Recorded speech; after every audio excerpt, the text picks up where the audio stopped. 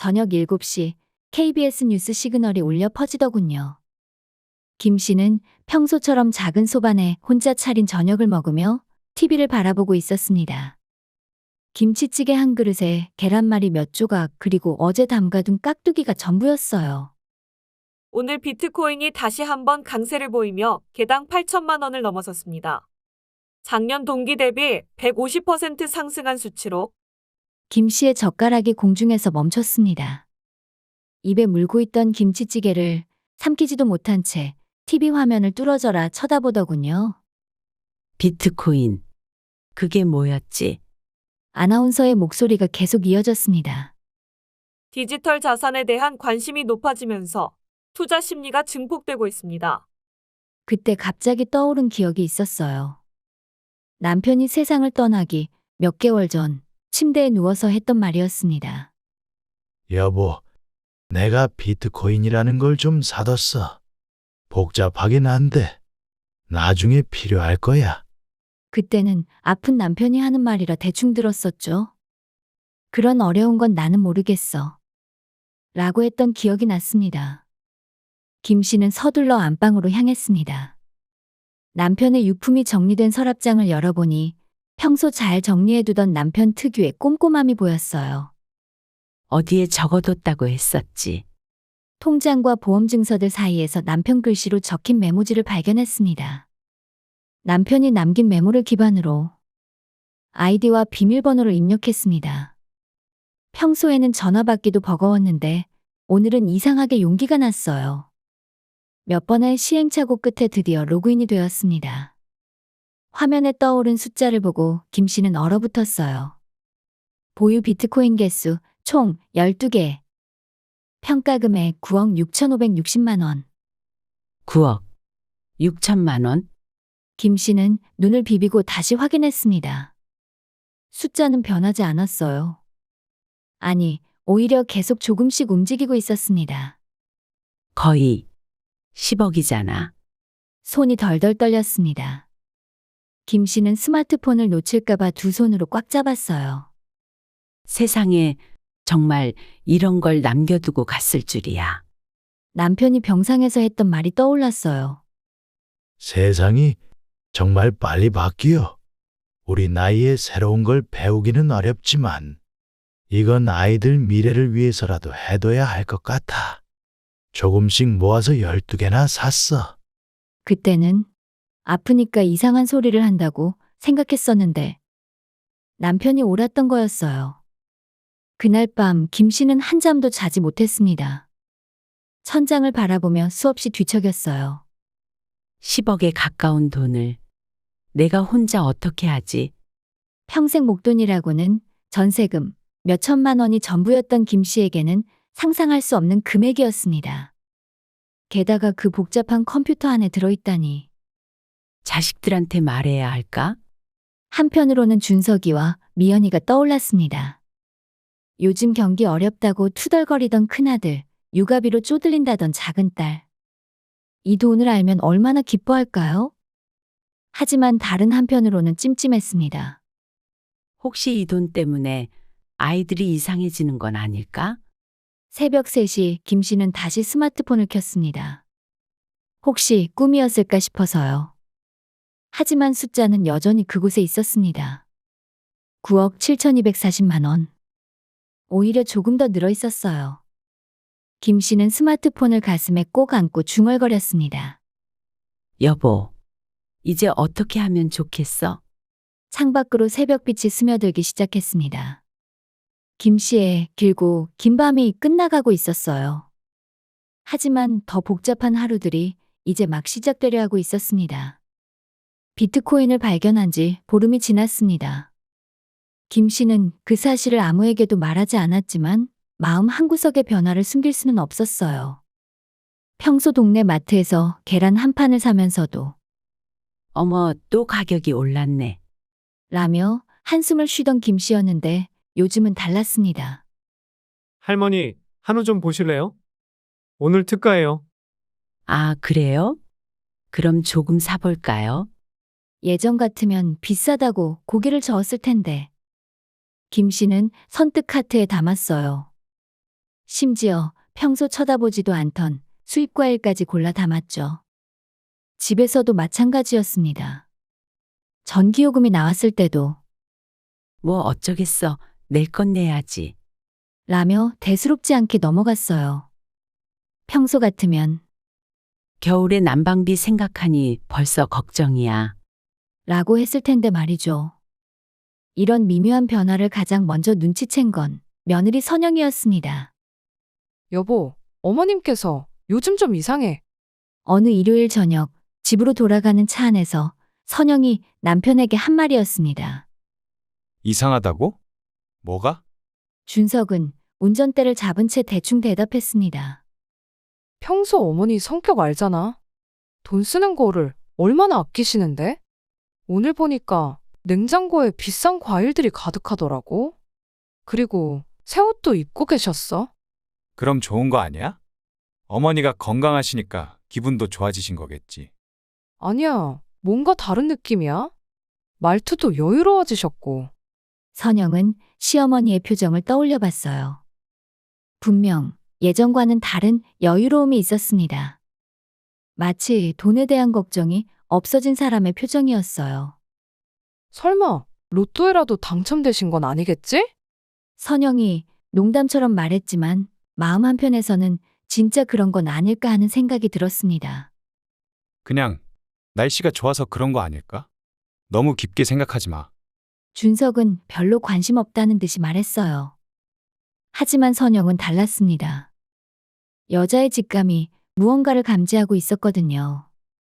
며칠 후 선영은 일부러 김 씨를 찾아갔습니다. 평소보다 훨씬 꾸며 입고 손에는 비싼 선물도 들고 말이죠. 어머니, 안녕하세요. 어머, 선영아. 갑자기 웬일이야? 그냥 어머니가 뵙고 싶어서요. 요즘 피부도 너무 좋아지셨고 비법 좀 여쭤보려고요. 아이고, 다 늙은 노인네 놀리지 마라. 선영은 시어머니의 표정을 유심히 관찰했어요. 역시 예전과는 다른 여유로움이 보였습니다. 이런저런 칭찬과 이야기를 나누다가 차 한 잔을 마시며 선영은 슬쩍 화제를 돌렸어요. 사실 요즘 정말 살기 어려워요. 준석 오빠네 회사도 어렵고 아이들 학원비는 계속 오르고 정말 제가 쓸 로션 하나 못 사고 있다니까요? 예전에는 이런 말을 들으면 김 씨는 바로 걱정스러운 표정을 지었을 거예요. 하지만 거기서 끝일 뿐 돈을 주거나 실제적인 도움을 주지는 못했었죠. 그런데 하소연을 한참 듣던 김 씨가 이내 자리에서 일어나는 게 아니겠어요? 잠깐만 기다려봐. 네? 뭐 하시려고요? 김 씨가 잠시 안방에 들어갔다 나오더니 봉투를 가지고 나왔습니다. 그러고는 선영이에게 내밀었죠. 이거 얼마 아니지만 너 필요할 때 쓰렴. 어머니, 정말 저 주시는 거예요? 그럼 가짜로 주겠니? 얼른 받아, 팔 아프다. 선영은 잠시 멍하니 봉투를 바라보다가 얼른 그것을 받아들었습니다. 안에는 5만 원짜리 지폐가 꽤나 두둑히 들어있었어요. 아무리 적어도 이 정도면 100만 원은 가볍게 넘겠어. 봉투를 받은 선영의 눈이 날카롭게 빛났습니다. 이건 분명했어요. 어머니께 돈이 생긴 거야? 집으로 돌아온 선영은 곧바로 자기 남편을 들들 볶았습니다. 오빠. 또 왜 그래? 어디 바퀴벌레라도 나왔어? 그게 아니라 어머님 말이야. 정말 어디서 복권이라도 당첨되셨나 봐. 뭐? 아니, 아직도 그 소리야? 우리 엄마가 돈이 생길 구멍이 어디 있다고. 이거 봐. 문단무용이라고 선영은 곧바로 김 씨로부터 받은 돈 봉투를 보였습니다. 그것을 본 준석의 표정이 이상해졌죠. 뭐야, 진짜 돈 봉투잖아. 그것도 100만 원이나? 이걸 우리 엄마가 주셨다고? 그래, 그렇다니까. 어머님이 언제 이렇게 큰 금액을 선뜻 주셨던 적 있었어? 없었지. 심지어 나한테 이거 주실 때 미리 준비하신 것 같지도 않았어. 그냥 방에 쓱 들어가시더니 바로 꺼내셨다고. 이게 뭘 의미하는 거겠어? 뭘 의미하는 건데? 선영이 음흉하게 웃으며 말했습니다. 우리 집에 드디어 돈이 들어올 기회가 생겼다는 거지. 그 다음 주 선영은 일부러 오후 시간을 맞춰 김 씨를 찾아갔습니다. 평소보다 더 정성스럽게 화장을 하고 손에는 김 씨가 좋아하는 단팥빵을 들고 말이죠. 어머니, 차 한잔 하실래요? 어머, 선영아. 또 왔네? 자주 오니까 고맙긴 한데 너도 바쁠 텐데. 아니에요. 어머님을 뵙는 게 좋은걸요. 차를 마시며 선영은 자연스럽게 화제를 돌렸어요. 어머니, 요즘 스마트폰 쓰시는 건 별로 어렵지 않으세요? 어렵지. 여전히 그런 거 잘 모르겠어. 전화 받기도 겨우 하는 걸. 김 씨는 소파 옆에 놓인 스마트폰을 흘끗 보더군요. 그 시선이 묘하게 경계스러웠어요. 제가 몇 개 봐드릴게요. 휴대폰 좀 잠깐 빌려주세요. 선영이 손을 내밀자 김 씨는 무의식적으로 핸드폰을 자신 쪽으로 당겼습니다. 괜찮아. 너만 귀찮게 뭘 또 그런 것까지 해주니. 나는 전화만 받으면 돼. 전 정말 괜찮아요, 어머니.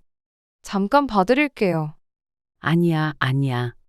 널 귀찮게 하는 건 싫어. 김 씨의 반응이 평소보다 훨씬 방어적이었어요. 선영은 속으로 확신했습니다. 분명 뭔가 있어. 며칠 후 선영은 또 다른 핑계를 만들어 찾아갔어요. 어머니, 우체통에 우편물이 많이 쌓였네요. 정리해드릴게요. 아, 그래? 고마워. 요즘 귀찮아서 제대로 안 받네. 선영은 우편물들을 하나하나 살펴봤습니다. 전기요금, 수도요금, 아파트 관리비, 평범한 것들 뿐이었어요. 은행에서 온 특별한 알림이나 세무서 공문 같은 건 없었습니다. 정규 소득이 늘어난 건 아니네. 하지만 현관 앞에는 평소보다 늘어난 택배 박스들이 보였어요. 쇼핑몰 이름들이 적힌 박스들이 여러 개 있었습니다. 어머니, 요즘 쇼핑 자주 하세요? 아, 그냥. 어쩌다 보니까 좀 사게 되었네. 김 씨의 대답은 자연스러웠지만 선영은 놓치지 않았어요. 분명 소비 패턴이 바뀌었다는 걸 말이죠. 분명 수입이 늘었어. 그런데 정규 소득은 아니야. 그럼 일시불로 큰 돈이 생긴 거네. 대체 뭐지? 일주일 후 선영은 마침내 기회를 잡았습니다. 김 씨와 함께 TV를 보던 중 김 씨가 화장실에 갔어요. 아우, 배야. 점심 먹은 게 뭔가 잘못된 건가? 김 씨가 안방 화장실로 들어가자 선영의 심장이 빠르게 뛰기 시작했습니다. 거실 테이블 위에 놓인 스마트폰이 보였어요. 지금이다. 선영은 재빨리 일어나서 핸드폰을 집어들었습니다. 잠금 화면이 떠 있었어요. 비밀번호 6자리를 입력해야 했습니다. 생일일까? 결혼기념일일까? 먼저 김 씨 생일을 입력해봤어요. 틀렸습니다. 화장실에서 물 내리는 소리가 들렸습니다. 시간이 없었어요. 마지막으로 결혼기념일을 입력하자 화면이 열렸어요. 선영은 재빨리 앱 목록을 확인했습니다. 전화, 문자, 카메라, 그리고 눈에 낯선 앱이 하나 보였어요. 비트코인? 그 앱을 터치하자 로그인 화면이 나타났습니다. 그런데 이미 로그인되어 있었어요. 화면에 숫자들이 떠올랐습니다. 비트코인 12.07개. 평가 금액 9억 7,240만 원. 선영은 눈이 휘둥그레졌어요. 손이 덜덜 떨렸습니다.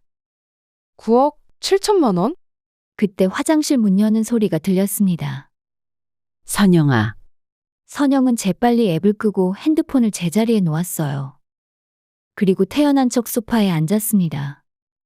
네, 어머니. TV 소리가 너무 크지 않아? 아니에요. 괜찮아요. 김 씨가 다시 소파에 앉자 선영은 겨우 진정을 했어요. 하지만 속으로는 폭풍이 일고 있었습니다. 10억. 10억이나 되는 돈이 어머니한테 있다. 집으로 돌아가는 지하철 안에서 선영은 다른 사람과 부딪혀도 제대로 반응도 못했습니다. 그저 머릿속에는 그 숫자만 맴돌고 있었어요. 10억. 10억이야. 어머니 통장에 10억이나 있어. 손가락이 무의식적으로 핸드백 손잡이를 꽉 쥐었다 놨다를 반복했습니다. 옆자리 승객이 흘끗 쳐다볼 정도로 몸이 떨리고 있었어요. 어머니가 비트코인을 그것도 12개나. 생각할수록 믿어지지 않았습니다. 평소 계란 한 판 사면서도 가격을 꼼꼼히 따져보시던 분이 그런 어마어마한 디지털 자산을 가지고 계셨다니요. 무엇보다 노인이 그런 신식 자산을 가지고 있다는 것 자체가 신기했습니다. 지하철이 자신의 동네에 도착했을 때 선영은 깜짝 놀라며 황급히 일어났습니다. 거의 지나칠 뻔했어요. 아파트 엘리베이터 안에서 선영은 거울에 비친 자신의 모습을 봤습니다. 평소보다 눈이 반짝반짝 빛나고 있었어요. 마치 보물을 발견한 사람의 표정이더군요. 준석 오빠한테 말해야 할까? 현관문을 열면서부터 고민이 시작됐습니다. 거실에서는 남편이 맥주 한 캔을 들고 TV를 보고 있었어요. 왔어?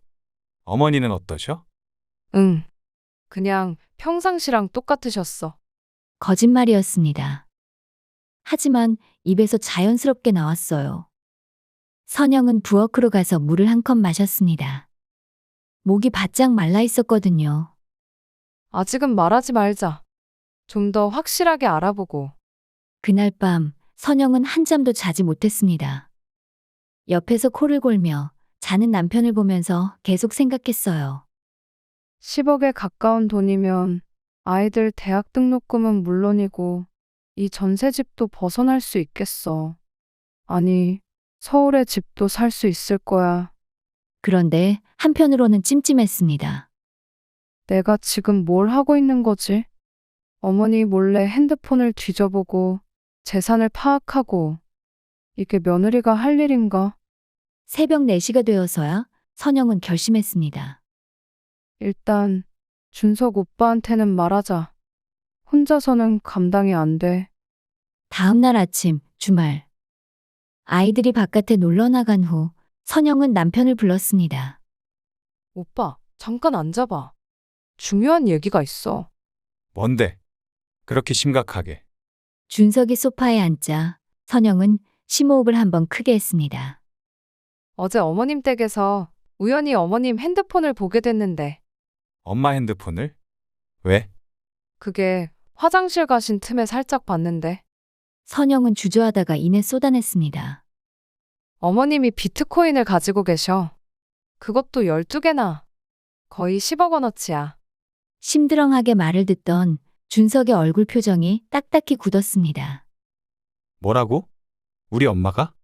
진짜야. 내가 직접 봤어. 준석은 맥주를 테이블에 내려놓고 선영을 똑바로 쳐다봤습니다. 너 정신 멀쩡하지? 우리 엄마가 비트코인을 안다고? 스마트폰도 겨우 쓰시는데? 나도 믿어지지 않아. 하지만 내가 분명히 봤어. 비트코인 앱이 설치되어 있었고 로그인도 되어 있었어. 준석은 머리를 감쌌습니다. 아니, 그럼 설마 아버지가 사다 놓으신 건가? 한참 나한테도 비트코인 사놓으라고 하던 적이 있긴 했는데. 그런 것 같아. 어머님이 혼자서 비트코인을 샀을 리는 없으니까. 잠시 침묵이 흘렀습니다. 준석의 표정이 서서히 변하고 있었어요. 처음의 당황스러움이 점점 다른 감정으로 바뀌어 가더군요. 10억이라고 했지? 응. 그럼 우리가 상속받을 수 있는 거 아니야? 선영은 남편의 눈빛이 변하는 걸 놓치지 않았습니다. 어제 자신이 그랬던 것처럼 준석의 눈에도 욕망이 스며들고 있었어요. 아직 어머님이 살아계시는데 무슨 상속 얘기야. 아니, 그게 아니라 어차피 나중에는 우리가 받을 거잖아. 준석은 자리에서 일어나서 방 안을 왔다 갔다 하기 시작했습니다. 이거 엄청난 일이야. 잘 처신해야겠어. 그러게. 나도 어떻게 해야 할지 모르겠어. 일단 다른 사람한테는 말한 거 아니지? 선영은 남편의 말에 고개를 끄덕였습니다. 하지만 동시에 섬뜩함도 느꼈어요. 불과 몇 분 만에 남편이 완전히 다른 사람이 된 것 같았거든요. 그런데 어머니가 눈치챌까봐 걱정이야. 우리가 갑자기 태도가 바뀌면 그러게. 조심해야 돼. 자연스럽게 행동해야지. 준석이 다시 소파에 앉으며 말했습니다. 그런데 정말 확실한 거지? 너 잘못 본 거 아니야? 내가 몇 번이나 확인했어. 분명해. 그럼 어머니께서 그 돈을 어떻게 쓰실 생각인지 알아봐야겠네. 무슨 뜻이야? 혹시 어디 기부하실 생각은 아니신지 아니면 다른 계획이 있으신지 말이야. 남편의 말에 선영이 연신 고개를 끄덕였습니다. 그때 핸드폰이 울렸습니다. 김 씨였어요. 네, 어머니. 선영아, 어제 고마웠어. 그런데 혹시 내 핸드폰 만진 적 있니? 선영의 심장이 쿵 떨어졌습니다. 예? 핸드폰이요? 아니요. 왜 그러세요? 아니야, 그냥 뭔가 바뀐 것 같아서. 네가 아니면 그냥 내가 실수했나 보다. 아, 그럴 수도 있죠. 저도 가끔 주머니에서 실수로 눌러지거든요. 그래? 그럼 다행이고. 통화가 끝나고 선영은 남편을 봤습니다. 준석도 긴장한 표정이었어요. 들켰나? 모르겠어. 의심하시는 것 같기도 하고. 조심해야겠어. 당분간은 평소처럼 행동하자. 하지만 두 사람의 마음속에는 이미 큰 변화가 일어나고 있었습니다. 10억이라는 숫자가 그들의 생각을 지배하기 시작했거든요. 며칠 후 준석은 처음으로 혼자 어머니를 찾아갔습니다. 평소 같으면 선영과 함께 오거나 아예 오지 않았을 텐데 말이죠. 어머니, 안녕하세요. 어머, 준석이. 혼자 왔네? 선영이는? 아, 선영이는 애들하고 잠깐 놀아주느라고. 제가 혼자 왔어요. 김 씨는 아들의 표정을 유심히 살펴봤습니다. 뭔가 평소와 달랐어요. 더 친근하고 더 관심 있어 보였거든요. 그래, 들어와서 앉아. 차라도 한잔 하자. 네, 어머니. 준석은 거실을 둘러봤습니다. 정말로 예전과 달라져 있었어요. 새 소파, 비싼 과일들, 그리고 평소에는 볼 수 없었던 여러 물건들이 보였습니다. 어머니, 요즘 뭔가 달라 보이세요. 달라 보인다고. 내가? 네. 더 건강해 보이시고 기분도 좋아 보이시는데요? 김 씨는 차를 우리며 대답했습니다. 나이 들어가니까 이것저것 생각도 많아지고 남은 시간 동안은 좀 편하게 살아야겠다 하는 생각은 있어. 그거 좋은 생각이네요. 어머니는 평생 저희 때문에 고생만 하셨는데 준석의 말에는 평소에 없던 따뜻함이 있었습니다. 하지만 김 씨는 오히려 이상했어요. 아들이 언제부터 이렇게 다정했나 싶었거든요. 준석아, 너 요즘 회사는 어때? 힘들지 않아? 아, 그냥 그래요. 요즘 경기가 안 좋아서 모든 회사가 어렵죠. 그렇구나. 침묵이 흘렀습니다. 모자지간치고는 과도할 정도의 긴장이었습니다. 그리고 그걸 김 씨라고 느끼지 못할 리 없었습니다. 오늘따라 뭔가 좀 이상해 보이네. 어디 아프니?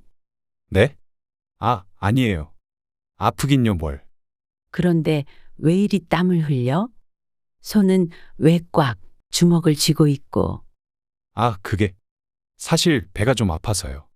말이 나온 김에 화장실 좀 써도 될까요? 그래, 다녀와. 준석이 자리에서 일어나 화장실로 들어갔습니다. 도망치는 듯한 발걸음이었습니다. 등 뒤로 문을 닫자마자 준석이 자기 왼쪽 가슴에 손을 올렸습니다. 심장이 터질 듯 뛰고 있었습니다. 진짜였어. 엄마 집이 이렇게나 바뀌었을 줄이야. 정말 10억이 생긴 건가 봐. 그리고 같은 시각 김 씨도 닫힌 화장실 문을 날카롭게 바라보고 있었습니다. 뭔가 이상해. 저번에 선영이가 갑자기 온 것도 그렇고, 이번에는 준석이까지. 평소에는 연락도 잘 없던 녀석들이 어떻게 이렇게 하루아침에 변한단 말이야?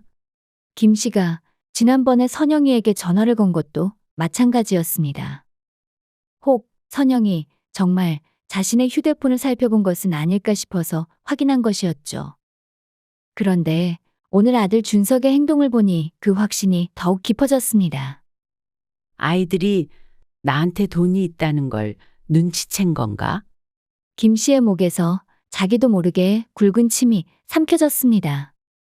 화장실에서 나온 준석의 모습을 본 김 씨는 더 이상 의심할 여지가 없었습니다. 아들의 눈빛이 완전히 달라져 있었거든요. 평소 무심했던 아들이 갑자기 관심을 보이고 며느리는 자꾸 핸드폰을 만지려 하고 이 아이들이 내가 가진 걸 알아챈 게 분명해. 김 씨는 차를 우리며 속으로 계획을 세우기 시작했습니다. 평생 두 아이를 키우면서 터득한 모성 본능과 오랜 세월 쌓인 인생 경험이 총동원되는 순간이었어요. 준서가 차 마셔. 네, 어머니. 준석은 찻잔을 받으며 어머니를 슬쩍 살펴봤습니다. 혹시 자신이 뭔가 들킨 건 아닐까 싶어서요. 하지만 김 씨의 표정은 평소와 다름없어 보였습니다. 그때였습니다. 그런데 준서가 네, 요즘 엄마가 나이를 실감한다. 가슴도 자꾸 답답하고 숨도 가빠오고. 준석의 귀가 쫑긋 섰습니다. 어머니, 그러시면 안 되죠. 병원에 가보셔야 해요. 그러게. 이번 주에 큰 병원에서 정밀 검사를 받아볼까 생각 중이야. 김 씨는 준석의 표정 변화를 놓치지 않았어요. 겉으로는 걱정하는 척하지만 눈 깊숙한 곳에서 다른 감정이 스쳐 지나가는 걸 본 거였습니다. 어머니, 제가 모시고 갈게요. 혼자 가시면 안 되죠. 고마워. 그런데 김 씨가 잠시 망설이는 듯하더니 말했습니다. 혹시 모르니까 미리 정리할 건 정리해둬야 할 것 같아. 정리요? 유언장 같은 것 말이야. 요즘 뉴스 보면 갑자기 돌아가시는 분들이 많잖아. 준석의 심장이 빨라졌습니다. 드디어 그 이야기가 나왔구나 싶었어요. 어머니, 그런 말씀 마세요. 아직 건강하시잖아요. 그래도 미리 준비는 해둬야지. 너희들한테 물려줄 게 있나 없나 한번 정리해보고. 김 씨는 일부러 애매하게 말했습니다. 준석이 어떤 반응을 보일지 궁금했거든요. 어머니께서 그런 걱정하실 필요 없어요. 저희는 어머니만 건강하시면 돼요. 말로는 그렇게 했지만 준석의 목소리에는 긴장감이 섞여 있었습니다. 집으로 돌아온 준석은 바로 선영에게 보고했어요. 엄마가 유언장 얘기를 꺼내셨어. 정말? 뭐라고 하셨는데? 건강에 안 좋으시다면서 미리 정리할 거 정리한다고. 그러면서 물려줄 게 있나 없나 확인해 본다는 거야. 선영의 눈이 번뜩였습니다. 갑자기 그런 말씀을? 혹시 어머님이 우리 알고 있는 거 눈치채신 건 아닐까? 저번에 휴대폰 말씀하신 것도 그렇고. 모르겠어. 표정으로는 전혀 티가 안 났어. 조심해야겠어. 자칫하면 어머님이 눈치를 채시거나 유언장 말씀하게 진짜여도 마음을 바꾸실 수도 있잖아. 두 사람은 서로를 쳐다봤습니다. 10억이라는 숫자가 그들 사이에 무겁게 자리 잡고 있었어요. 며칠 후 김 씨는 선영에게 전화를 걸었습니다. 선영아, 시간 있을 때 잠깐 와줄 수 있겠니? 네, 어머니. 무슨 일이세요? 그냥 상의할 일이 있어서 되도록 빨리 와줬으면 좋겠다. 선영은 남편과 눈을 마주쳤습니다. 드디어 중요한 얘기가 나올 것 같았어요. 선영이 도착했을 때 김 씨는 거실 테이블에 여러 서류들을 펼쳐놓고 있었습니다. 어머니, 뭘 하고 계세요? 아, 선영이 왔구나. 앉아봐. 김 씨의 표정이 평소보다 진중해 보였어요. 사실 병원에서 정밀검사 결과가 나왔거든. 선영의 가슴이 철렁했습니다. 검사 결과요? 어떻게 나왔는데요? 크게 나쁘지는 않다고 하는데 의사 말이 스트레스를 줄이고 마음 편히 지내라고 하더라고. 아, 그럼 다행이네요. 그런데 이번 일로 정말 많은 생각이 들었어. 인생이 언제 어떻게 될지 모르는 거구나 싶어서. 김 씨가 서류를 정리하며 말했습니다. 그래서 미리 정리할 건 정리하려고 해. 정리하다니 어떤 걸요? 선영이 조심스럽게 물었습니다. 재산 정리 말이야. 내가 가진 게 별로 없긴 하지만 그래도 정리는 해둬야지. 김 씨는 일부러 크게 한숨을 쉬었어요. 사실 준석이 아빠가 나 모르게 해놓은 투자가 있더라고. 선영의 심장이 세게 뛰기 시작했습니다. 드디어 그 얘기가 나왔구나 싶었어요. 투자요? 응. 비트코인이라는 걸 사놨더라고. 처음엔 뭔지도 몰랐는데 알아보니까 꽤 값이 나가는 거야. 선영은 모르는 척하며 물었습니다. 얼마나요? 대충 한 10억 정도 된다고 하더라고. 김 씨는 선영의 표정 변화를 놓치지 않았어요. 순간적으로 눈이 커지면서 숨을 가쁘게 쉬더군요. 10억이요? 응. 나도 처음에는 깜짝 놀랐어. 이런 큰 돈이 있는 줄 몰랐거든. 선영은 진정하려고 노력했지만 목소리가 떨렸어요. 그럼 그 큰 돈을 어떻게 하실 생각이세요? 그게 고민이야. 김 씨가 창밖을 바라보며 말했습니다. 솔직히 말하면 이런 큰 돈을 혼자 관리하기가 부담스러워. 게다가 컴퓨터로 해야 하는 것들이라 더더욱 어렵고. 정말 그러시겠어요. 그래서 생각해 봤는데 이 돈을 어려운 사람들한테 기부하는 게 어떨까 싶어. 네? 큰 소리와 함께 선영의 얼굴이 순간 굳었습니다. 기부를 하신다고요? 응. 어차피 내가 쓸 수도 없는 돈이고 준석이 아빠도 착한 사람이었으니까 이런 선택을 했을 것 같아서. 선영은 무척이나 당황스러워 보였습니다. 오늘 자신에게 어머니의 유언장이 주어지는구나 하고 철석같이 믿었는데 일이 이런 식으로 전개될 줄은 몰랐거든요. 선영의 얼굴빛이 1분 동안 30번도 넘게 바뀌더니 이내 입을 열었습니다. 어머니, 그런데 그래도 가족이 우선 아닐까요? 가족? 네. 준석 오빠도 요즘 회사 일로 힘들어하고 저희도 아이들 키우느라 경제적으로 어려운 상황이거든요. 김 씨는 속으로 미소 지었습니다. 드디어 본색이 나오기 시작하는구나 싶었어요. 그렇긴 하지만 너희들도 젊으니까 스스로 해결할 수 있을 것 같은데. 아니니? 물론 그렇죠. 하지만 아버님이 남겨주신 거라면 아버님 뜻도 고려해 보셔야 하는 거 아닐까요? 아버님의 뜻이라니? 선영의 목소리에 간절함이 묻어났습니다. 아버님은 분명 저희를 위해서 투자하신 걸 거예요.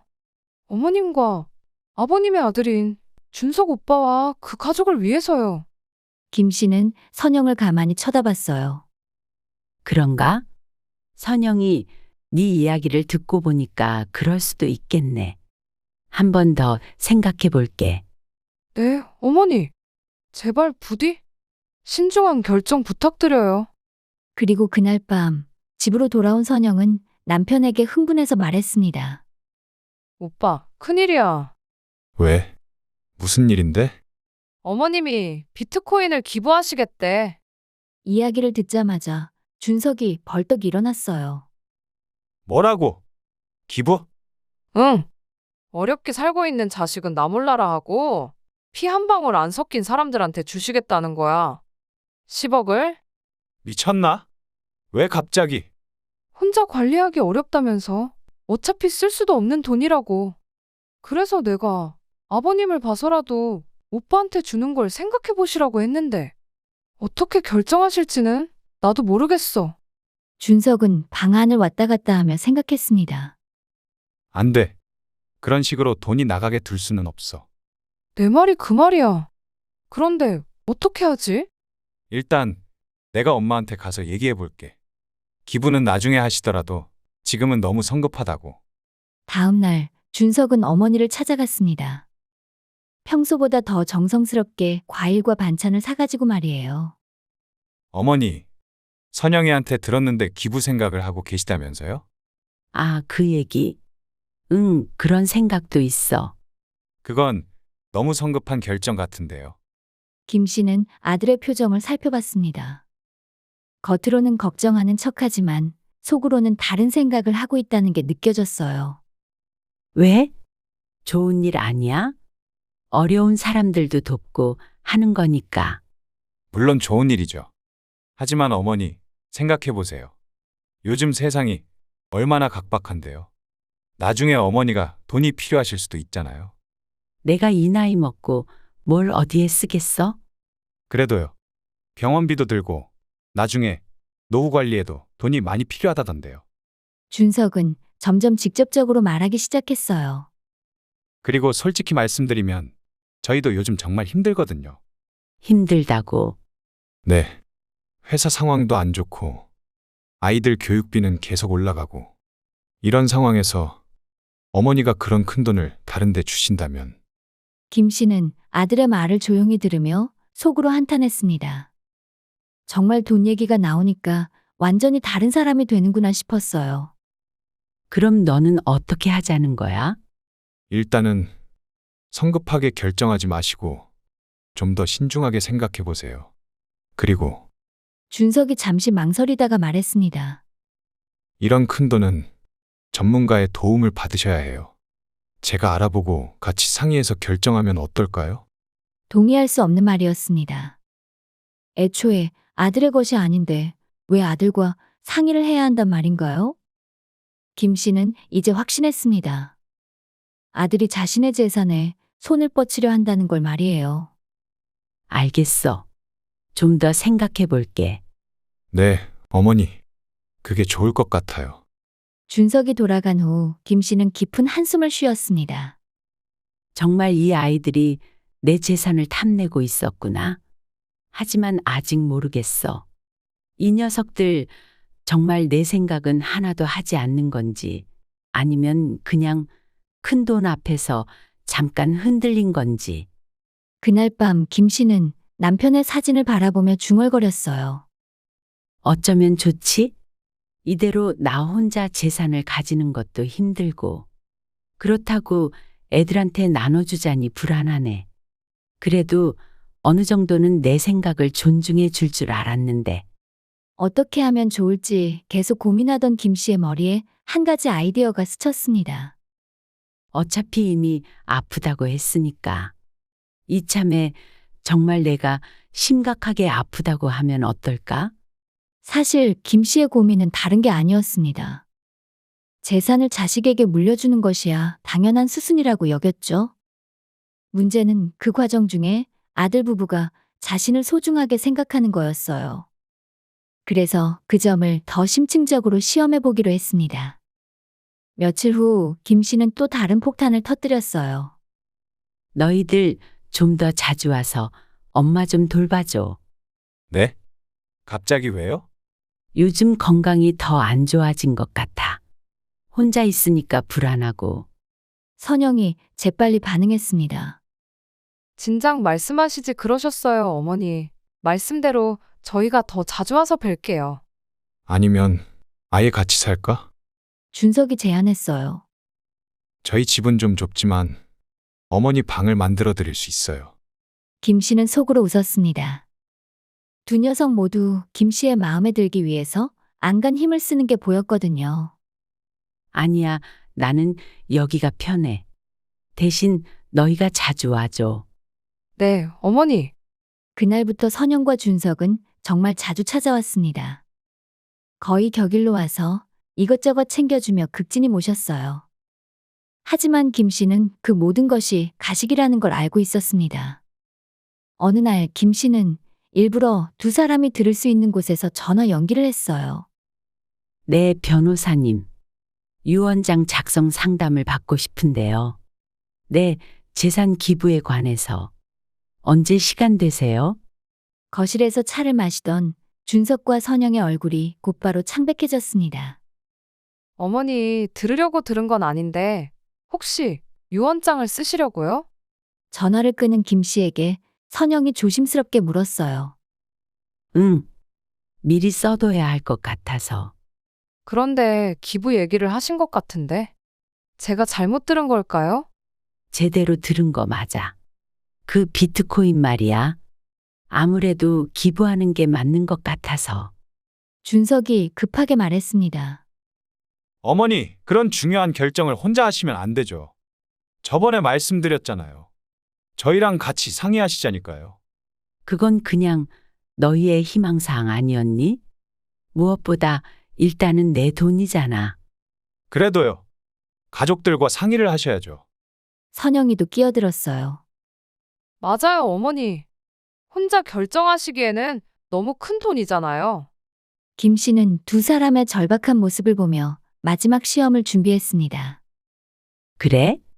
그럼 너희는 어떻게 생각하는데? 저희요? 저희는 준석이 말을 더듬었어요.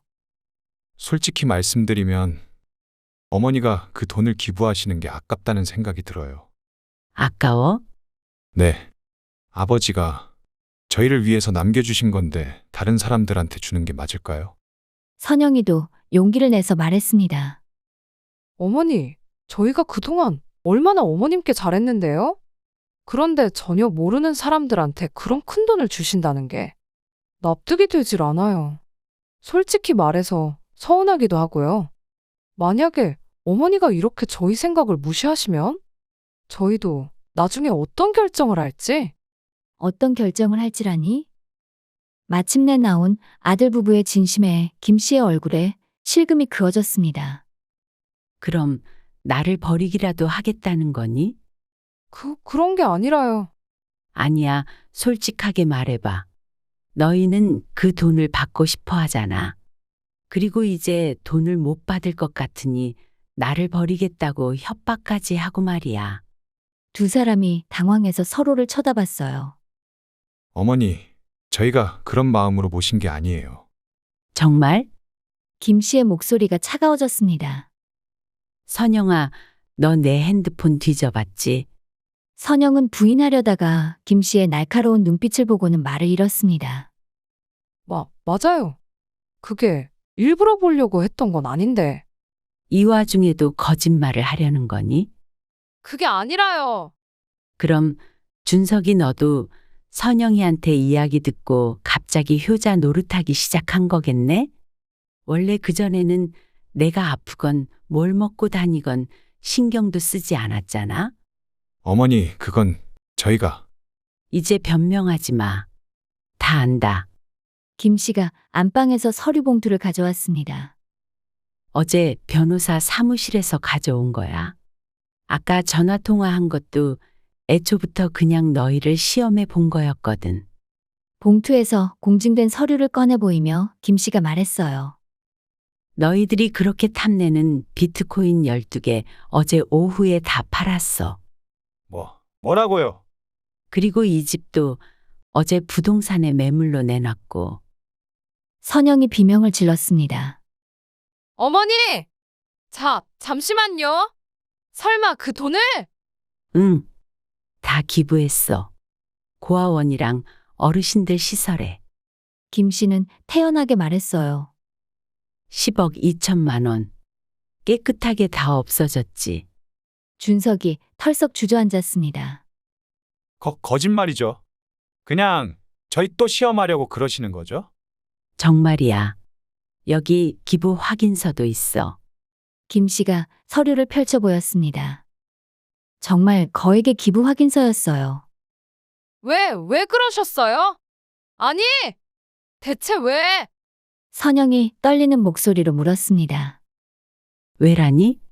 너희가 그렇게 하라고 했잖아. 저희가 언제요? 아까 뭐라고 했더라?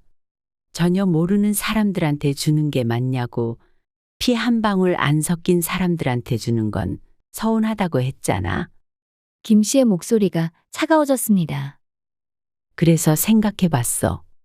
정말 피 한 방울 안 섞인 사람들이지만 너희보다는 훨씬 나은 사람들한테 주는 게 맞겠더라고. 어머니!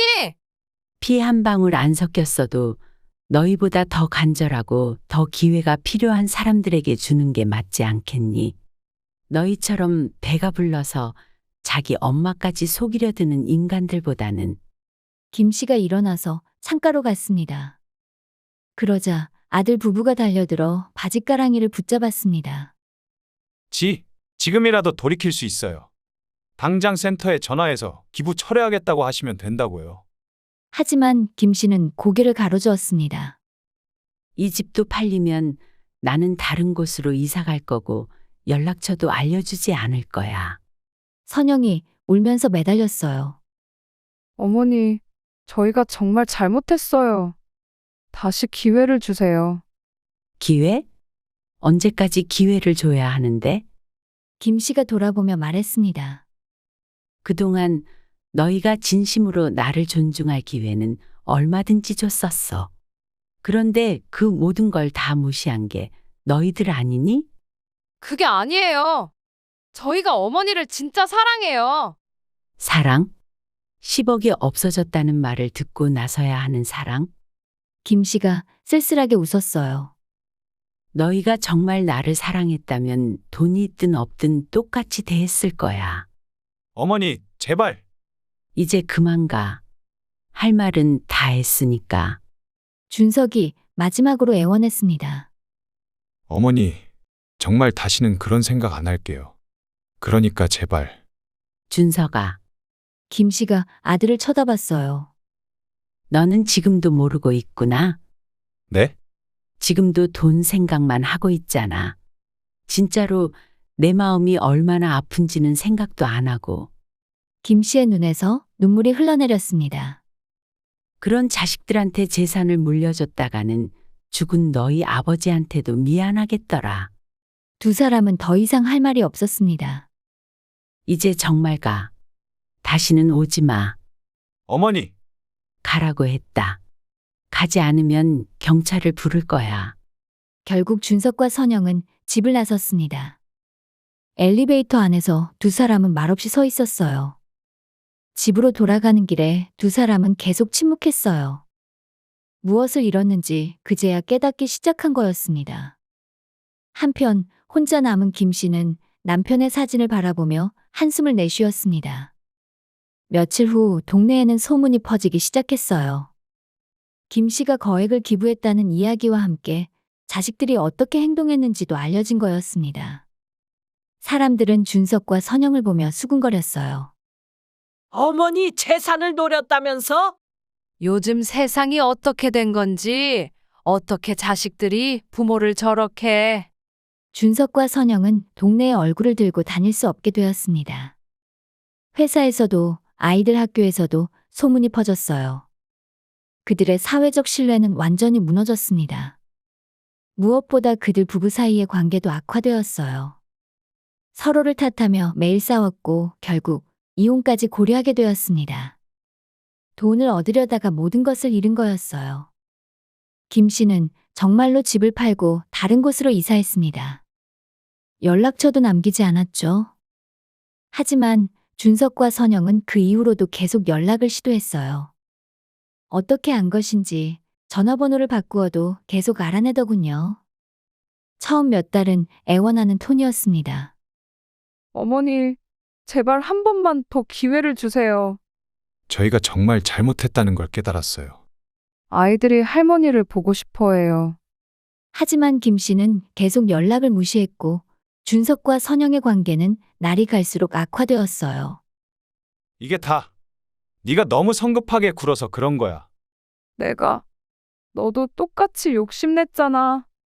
애초에 네가 어머니 핸드폰을 뒤지지만 않았어도 그럼 너는 왜 갑자기 효자 노릇했는데? 매일 밤 이런 싸움이 반복되었습니다. 아이들은 부모의 다툼을 보며 무서워했어요. 1년이 지나자 준석과 선영은 더 이상 김 씨에게 애원하지 않았습니다. 대신 분노를 터뜨렸죠. 어머니, 너무 심하신 거 아니에요? 그래도 친자식인데. 10억을 그냥 남한테 줘버리다니. 정신이 이상하신 거 아니에요? 나중에 후회하실 거예요. 하지만 김 씨는 계속 연락을 무시했습니다. 그리고 아들 부부의 만행을 알게 된 동네 사람들의 시선은 여전히 차가웠습니다.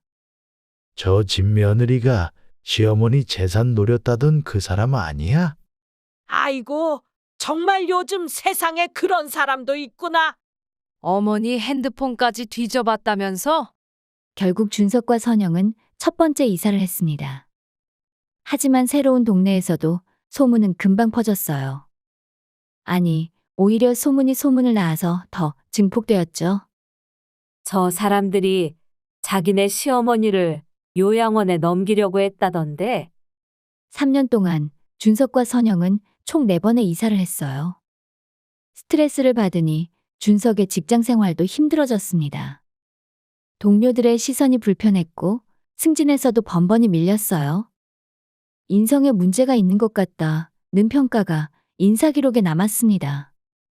한편 김 씨는 자신이 기부한 사랑의 집, 고아원에서 자원봉사를 하고 있었습니다. 할머니, 할머니, 아이들이 김 씨를 보면 달려와서 안겼어요. 오늘은 뭐 가져오셨어요? 할머니가 만든 김치가 제일 맛있어요. 김 씨는 매주 2번씩 고아원에 와서 아이들과 시간을 보냈습니다.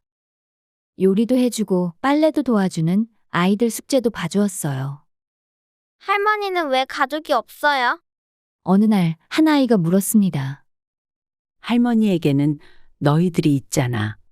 김 씨가 미소 지으며 대답했어요. 정말요? 그럼 우리가 할머니 가족이에요? 그럼 우리가 진짜 가족이지. 아이들이 환하게 웃었습니다. 김 씨도 진심으로 행복했어요. 고아원 원장님도 김 씨에게 매우 고마워했죠. 김 할머니 덕분에 우리 아이들이 정말 밝아졌어요. 기부금도 기부금이지만 할머니가 직접 와주시는 게 아이들에게는 더 큰 선물이에요. 어느 봄날 김 씨는 남편의 묘소를 찾았습니다. 여보, 3년이 지났어요. 꽃을 바치며 김 씨가 말했어요. 준석이와 선영이한테는 제가 너무 심했나 싶기도 해요. 하지만 후회는 안 해요. 김 씨는 묘비를 어루만지며 계속 말했습니다. 당신이 아이들을 위해 남겨준 돈이지만 아이들이 그 돈 때문에 저를 이용하려 했어요. 차라리 정말 도움이 필요한 아이들에게 주는 게 맞다고 생각했어요.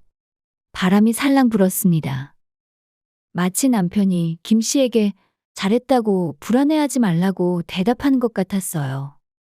그 아이들 정말 밝고 착해요.